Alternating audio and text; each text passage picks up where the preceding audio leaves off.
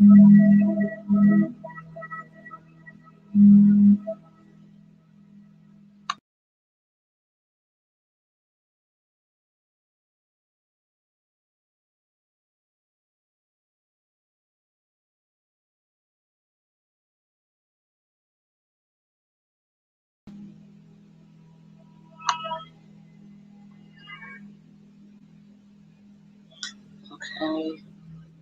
So I can't tell if, yeah, I think it can hear me.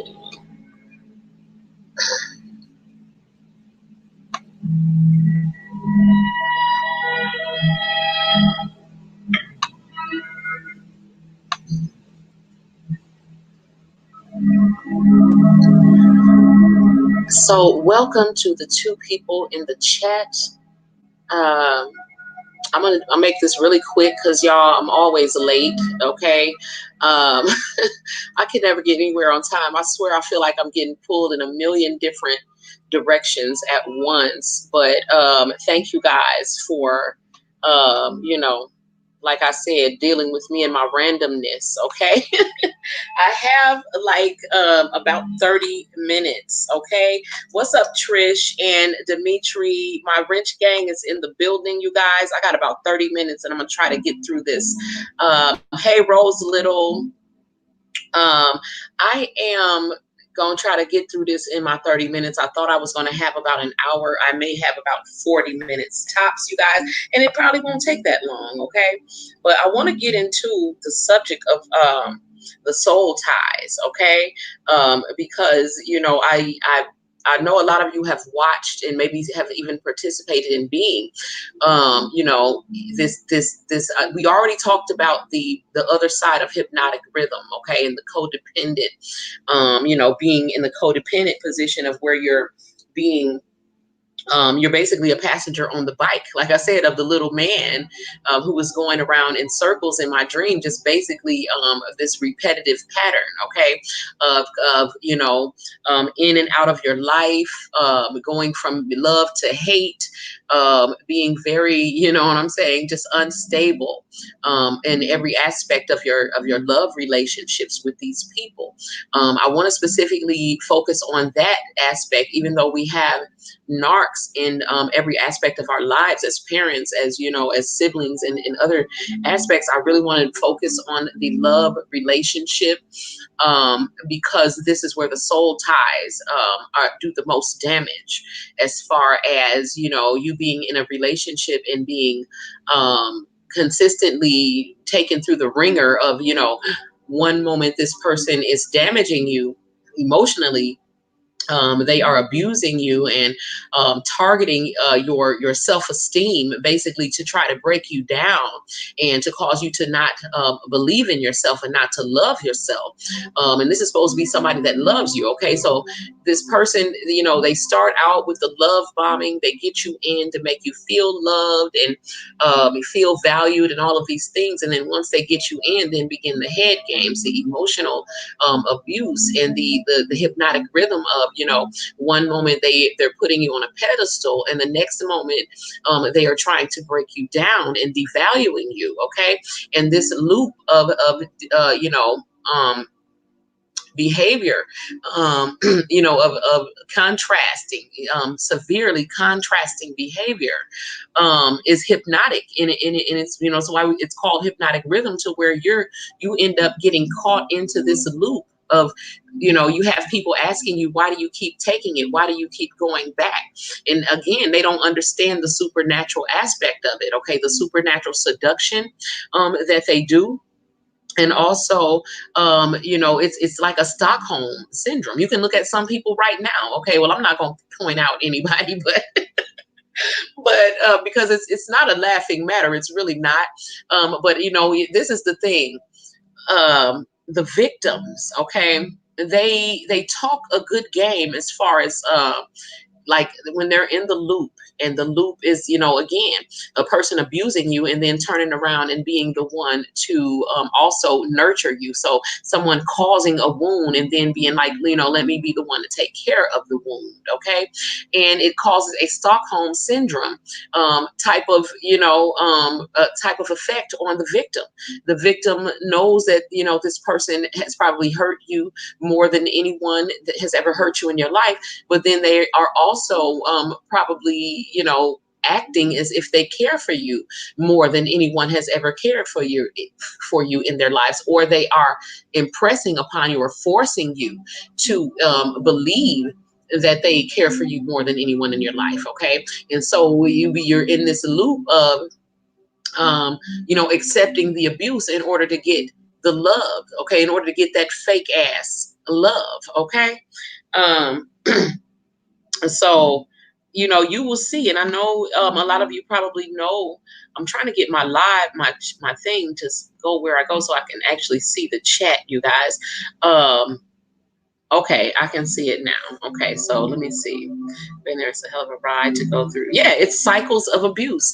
Because of course, you want to believe that the person loves you. You want to feel, valued, and you want to feel the things that they're causing you to feel because you're thinking it's real. But then when they turn around and that devil, like the mask comes off, and the devil comes out, and then, like I said, the victims, they talk a good game when they're in the mode of being rejected and being abused and devalued by the narcissist. Then they will actually defend the narcissist. So say they got abused yesterday, okay, and they're calling all their family. They're talking about, they so tired of them, and you know what I'm saying. They're calling the police. They doing all of this, okay, and I'm so done with them. And everybody knows them to be in this cycle. They talk such a good game, like they be talking so strong about how they're so done, and I'm cutting cords, and I'm doing all of this, and then the very next day they're right back with the person, okay, and they just as happy as they want to be, okay. They're just as happy because they're in this. They're basically taking on the traits of the narcissist as far as being in denial about what happened, minimizing what's happened, denying the effect that it has had on them. Yesterday they went through every emotion possible, as far as being hurt, feeling betrayed, the anger, the pain, crying, their hearts out. And then today, they're happy. Okay. So, again, it's a cycle that basically trains you to think like the narcissist, as far as being in denial about what happened, minimizing what they've done to you, ignoring your feelings, you know what I'm saying, and basically supporting whatever lie they tell about what happened, as far as your role in causing it to happen. Whether whatever you said something, you asked them a simple question, and you accept that was too much and it provoked them into acting their way, then you begin to start accepting some of the blame for them abusing you. You begin to accept less and less, and your self-esteem gets lower and lower, and you begin to be attached to that person. Okay. They bank on your feelings of being abandoned. Okay, this is what they're doing to you over and over again. They're abusing you, they're abandoning you, and then they come back. Okay, they starve you, okay, for their attention, which you become addicted to. It's like a drug addiction. Just like that, as you use the drugs or the cigarettes or whatever it is you're addicted to, the sex, the sugar, the carbohydrates, whatever it is, this is not good for you. It's not good for you. You hate how it makes you feel. You hate the effects that it has on you. But at the moment, just at this very moment, it's relieving the pain. It's relieving the craving. It's relieving, whatever it is that you're trying to satisfy at that moment, not thinking about the long-term effects. that it's having on you. Okay, so in your higher self, you know that this is no good for you, and you know you should not be dealing with it. Okay, this is the same thing with a person in a narcissistic relationship. You know this person is the devil incarnate. You know that they have the capability of hurting you physically, emotionally, and every other kind of way, because they've done it before several times. You know that they are no good for you, but yet you crave that person when they are not there, when they just abandon you, when they ghost you, when they, because they will do something wrong to you, they will hurt you, abuse you, and then abandon you. So you're sitting there questioning yourself on some level. After, if they go no contact long enough with no explanation, then you begin to question yourself. You begin to second guess your own judgment, your own memory, you begin to be willing to minimize the things that they've done. You begin to be willing to deny your own emotions, and you begin to adjust into becoming a very well programmed slave for the diabolical narcissist who has done nothing but abuse you, and yet you crave this person. Okay, it is an addiction. Okay, and it again is has a very spiritual connotation to it. Okay, it has a very spiritual side to it. Okay, the supernatural seduction part of it, okay, is very much with the Jezebel spirit. Okay, that sexual demon that again it takes over. Narc females tend to use their sexuality to trap men into relationships, into doing things and accepting things that they normally would not do or accept. Okay, and so do narcissistic men. The narc period in a relationship, because they really don't care or have any love for you, but they can make you feel as if you are loved in the ways that they quote unquote make love to you. Okay, and when you do this, anytime you make love, you know that you are you are transmitting spirits between one another. You're transmitting demons. Okay, it's basically with them, the STDs that they give you are sexually transmitted demons. Okay, the soul ties are created through these bonds, through this cycle of hypnotic rhythm of where they take you to the highest height, and you're feeling so loved, and you're on top of the world. You feel beautiful, and then the next minute they flip on you. Okay, and they take you to the lowest realms. Okay, to where you sitting there and you feel the energy leaking literally out of your chakras. Okay, I remember I told y'all I would feel the energy. It was this blue energy that would just be leaking, and while I'm laying there drained of energy and completely mind boggled as to what the hell just happened, and trying to figure out what I'm supposed to do to fix it. It is if you can fix insanity. Okay, let me look at what y'all saying here. It's a hell of a ride. Yes, indeed, it's physically it's draining on every level, and yeah, and basically you see this with the people who are, especially a lot of women who are in abusive relationships. They tend to minimize what he's done, the same things that he will do. Okay, if you come and he I remember one of my family members. Okay,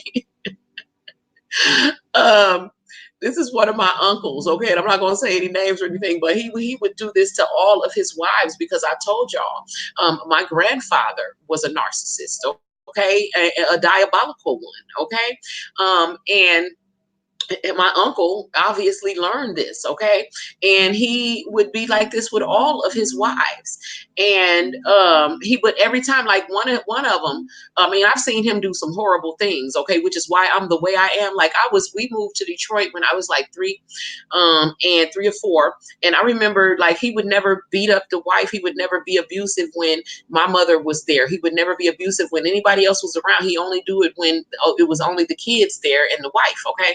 and he wouldn't abuse nobody but her. Okay, he didn't abuse the children, he abused her. But watching that, I had never seen anything like that in my life. But being a little girl, I always knew that, I would never put up with that. Like, it's gonna be a massacre around this motherfucker. You know what I'm saying? If anybody ever tried to put their hands on me, like, I resolved that as a child, like the things that I saw him do to his wife. And then, but if she was to ever to call the police or try to tell anybody about it, he would swear up and down that she did it to herself, and she didn't, that, I mean, even if her ribs ended up broken, if her nose, I mean, he wasn't the only one. My people across the street, this man, his wife was a model. He used to beat her, you know what I'm saying? And I mean, she was very thin and very small, and he was a little short man that had short man complex. I mean, I've watched, people, this happening all my life, all around me.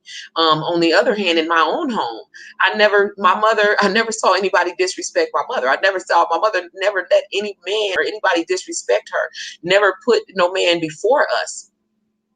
She had her ways, you know what I'm saying, as far as dealing with us, which is why I say I had a narc parent. My mother was a tyrant, but one thing she didn't do was put men or anything before us, and she didn't let no man disrespect her. So no part of me within me feels like it's okay to allow that to happen. You know what I'm saying? So when you end up, and I myself have been in narcissistic relationships, so it ain't always what you watched growing up, okay? But there is something within yourself that does need to be healed. It's not necessarily that you watched your parents be abused. There's other things that will cause you to end up in these relationships, especially if you're an empath. Okay, it was a reason why you had that parent. It was a reason. But let me not get off the subject, because I'm trying to be mindful of the time. Okay. But basically, they work on this. The narc works on your fear of being rejected, and so they play that game out with you over and over again. Even if there's nothing going wrong, you know that they will create some shit. They'll start lying on you, do anything to trigger you, so that they can have that abandonment situation where they leave, whether they've done you wrong, whether you've done something wrong. Regardless of whatever happens, their solution is always to leave. Someone correct me if I'm wrong, because they play on that rejection thing. So this is the thing that, a lot of people need to touch on, because it works because there is a fear of rejection deep within you, and they know this, and they target it. There's a supernatural telepathy that they have. Again, this is a spiritual affliction, okay? And you're working with, like, the negative, energy, the most powerful negative energy in the universe. Now, the most powerful negative energy is your own, okay? And what they're doing is they're tapping into the holes that are in your soul and your spirit, which is why it's very necessary for you to heal, so that they can't trigger these things, so they can't target them. But in the meantime, in the spirit, they can see those holes. And so they know that you have a fear of abandonment. Was it your father? Was it something in your life, that some acceptance that you crave, that they come in and they act like they're going to give you? Okay, and they're going to provide for you. And, first thing you need to understand is that no one can provide this for you. You have to fill those holes yourself. This is some healing that you have to take upon yourself. And it's one reason why you end up in these narcissistic relationships. They really serve as a tool to point out all of your deepest places, your deepest holes in your soul, your deepest pains that need to be focused upon, brought to the surface, and healed. Okay. But back to the point is, they do work on your fear of being rejected. When your mind ends up being very foggy from them, all the lies, all the gaslighting, all the deception, and just everything that you go through is very confusing. So you ain't even thinking straight, okay? Because if you were in your right mind, you would know that you wouldn't even be, you would never have accepted any of the shit that you accepted. And when you wake up from that fog, you realize, that you was just being a damn fool. Okay. Someone correct me if I'm wrong. All of us who have put up with narcissists for any amount of time beyond when they showed us that they didn't give a damn about us, we have all been fools. Okay. So you have to take that and accept that in order for you to progress on your road to healing and being better, stronger, and wiser. Okay.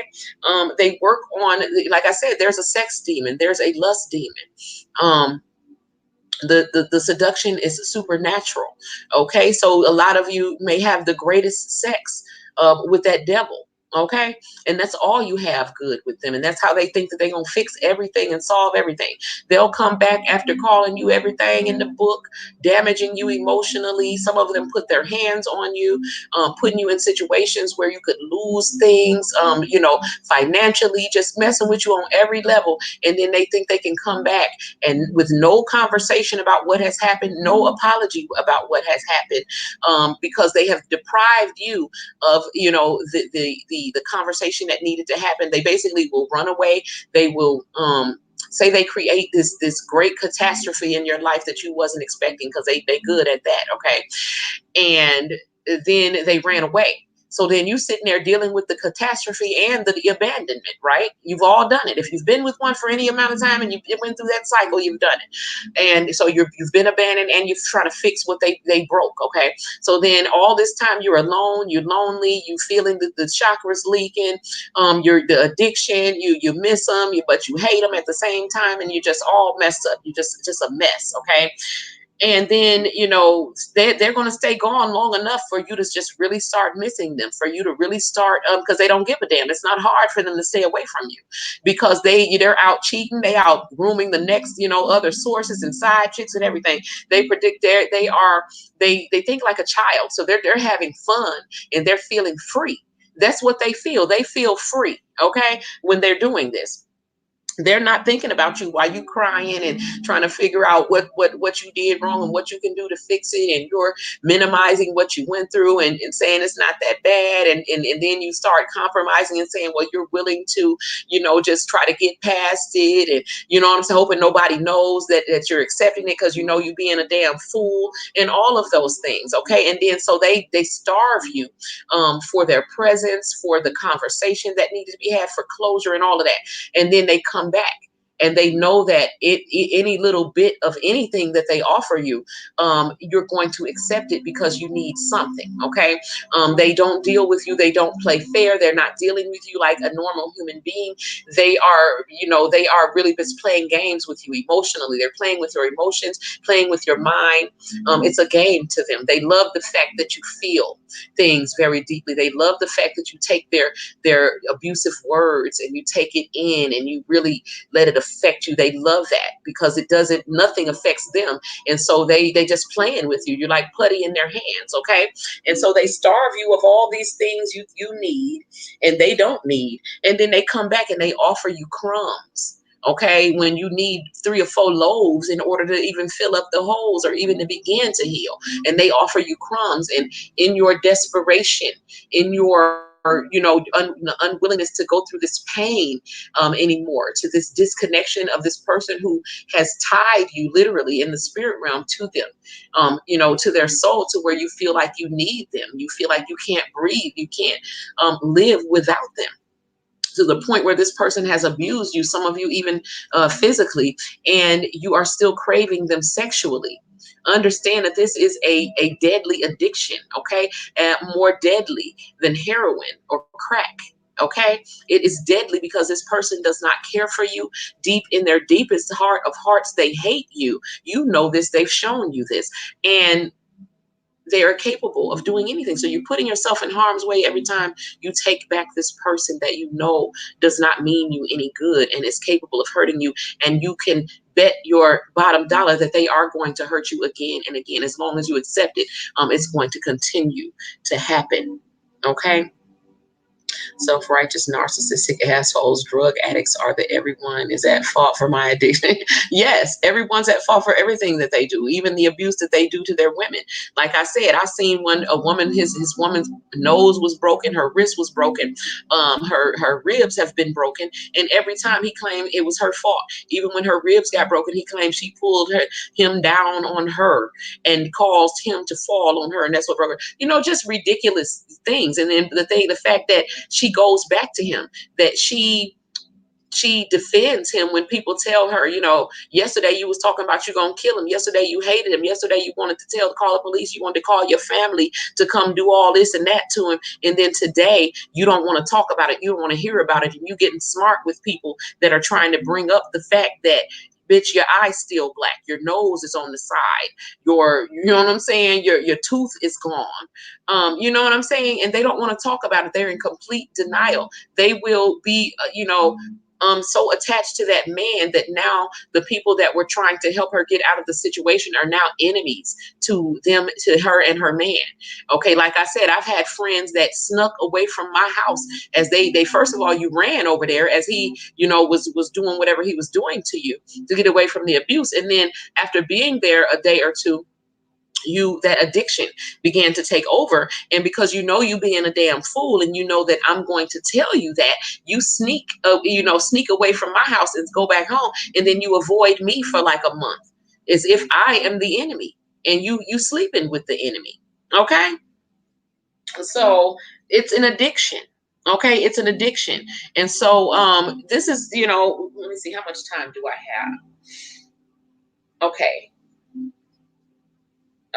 So yeah. So, basically the way that you can, tell, especially with your, with the narc, especially if it's that sex demon that's taking over. And it's not always the sex demon that causes the soul tie, but that's a lot of it. Okay. And this is how those demons get transmitted. But basically when you have that, and you have someone who is like trying to really get you to do all these things that you are not comfortable with sexually, that's that sex demon. Okay, they're trying to push you to do things like threesomes and all kinds of things that's just not you're not cool with, but you're gonna go ahead and go along with it and all of that. This is how you're getting tied up into these, in these ties. Okay, that perversion, when they begin to pervert the acts of sex, and it's no longer feeling like a bonding situation. It's not feeling like it's an expression of love, but it is an expression of the perversion of love. Then this is how you know that you're dealing with that narc demon. Okay. The thing that I want to say though, at the end of the day, is, whether these soul ties is what keep you on that loop of going back around and the good and the bad, the emotional roller coaster. And I mean, it's not the normal emotional roller coaster. This is like literally taking you to the highest height and then dropping you down to the lowest pits of hell. Someone correct me if I'm wrong. It's an extreme change that will literally drive you mad, okay, and cause you to, some people, like I said, I've seen some people never return, okay, and never be the same after going through this cycle. And again, it's hypnotic rhythm. The only thing, and we already know this, and I'm working on lesson 15, you guys. Also, I might come back later because I have some other things that I want to say. I just got something that I have to do. And I've been drained, you guys. I'm so tired. I am going to go live in the group in about 30 minutes after I end this live in my No Narc network, you guys. So I will cam up with y'all. The reason I'm not cammed up right now is my hair is all over my head. I took my hair down, I washed it, and I haven't braided it back up yet. So I'm sitting here looking crazy. I'm drained because I'm working. So shout out to my clients that have been keeping me busy. You know what I'm saying? I'm definitely fighting for you guys in the astral to the point where I'm drained. Somebody is getting that work, because it's definitely not my diet or the lack of, rest. Well, I'm not resting like I should anytime I'm doing work, but it's not that. It's basically, it's draining me because I'm putting my energy into the work. So somebody is definitely getting it. The only thing that is going to break a soul tie, okay, is you calling on the highest spirit, whatever you call God, okay, the most high, the great spirit, the prime creator, quote unquote God, okay. That is the only thing that will break a soul tie, because again, this is supernatural. The seduction was supernatural. The addiction is supernatural. Okay, if this is not something that you can take lightly, it's not something that you can explain to another person if they have not been through it or experienced it. Okay, so when people keep asking you, why do you keep going back? Why do you keep believing it? It's something that you cannot explain to a person, because there is a supernatural aspect to it that they won't be able to understand unless they have experienced it. But the only thing that is going to break that is that if you call upon your highest self, okay, the Most High, okay, the Great Spirit, the Prime Creator, again, God, whatever spirits you work with that operate in those higher realms, they're the only ones who have those supernatural scissors who can cut those supernatural cords, okay. And I do have a cut and clear ritual that I do to help with this. It's not an easy process. It's, you know, because this is something that, like I said, is something much deeper than what people understand. Okay. So if anybody, if you guys need me, you know how to reach me, especially my group members. I am going to do a late night live in the group later, you guys, to talk more about this specific subject. If you guys want to discuss anything else regarding the soul ties, we can speak of this. You know, we can talk about it going further. What I am going to be doing, though, you guys, is I'm moving all of my narcissism topic videos over to No Narc Network TV. And on River Queen Conjure, we are going to be getting back to the magic. Okay. So if you want to continue following, you know, just go ahead and go sub to No Narc Network TV. And also, if you're interested in joining the private No Narc Network, I will put the link to Oshun Ajay exclusive and BadassWitch exclusive in the description box, you guys. Okay. If you need me for anything else, email me at badasswitches with an EZ at gmail.com. And I'm gonna read some of you comments, some of you guys' comments before I go. I appreciate my wrench gang. Much love to you guys. I haven't forgotten your t-shirts. I just haven't gotten a list big enough to make a shipment yet. So I still got you guys. So if anyone wants a t-shirt, okay, who is in my wrench gang, just send me your shipping address to badasswitches@gmail.com, and I do have t-shirts for you guys. Okay. And let me read some of the comments, and then I'm going to get out of here. I so have to give a super duper update on this. Okay. Okay, Dimitri. I hope it's good. I hope it's a good update. When those soul ties are cut, anything is bound to happen. So get ready to let go. Yes. So we're going to talk about that. Thank you, Rose Little.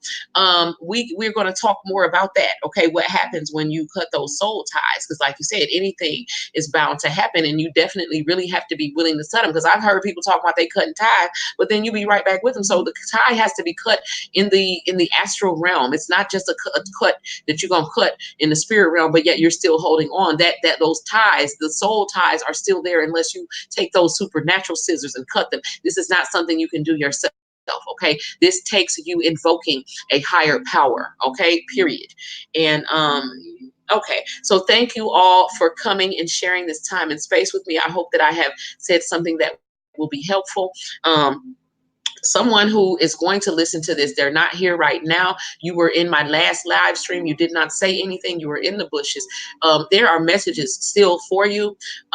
You have to listen to the message in this video, because when you are ready, then the message will come. Okay. I am very much aware of you. Okay. So for everyone else, I love you guys. Peace, love, and light to you all. And I will talk to you soon. Until we meet again, keep it classy, keep it clean, and do what you got to do to make shit happen. To my No Narc Network members, meet me and on IG in about 30 to 45 minutes. Peace.